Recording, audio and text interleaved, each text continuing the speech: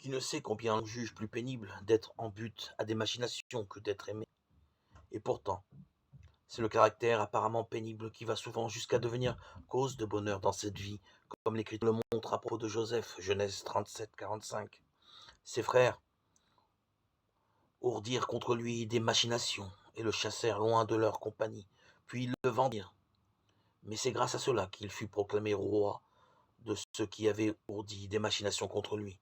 Peut-être ne serait-il jamais parvenu à une si haute dignité si la jalousie ne lui avait pas ouvert la route de la royauté à cause de ses machinations. Si donc quelqu'un doué de la connaissance de l'avenir avait fait à Joseph cette prédiction, ce sont des machinations ourdies contre toi qui te rendront heureux. Ils n'auront pas de prime abord reçu la confiance de son auditeur, occupé à contempler l'amertume du présent, car il n'aurait pas cru possible que le terme d'une entreprise mauvaise fût annoncé comme un bien.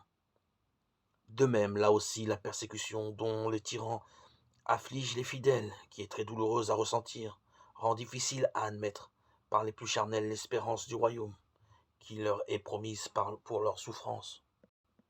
Ainsi, le Seigneur rappelle aux plus faibles quel est le terme de la lutte, pour que l'espérance du royaume les rende facilement victorieux des souffrances qu'ils ressentent momentanément.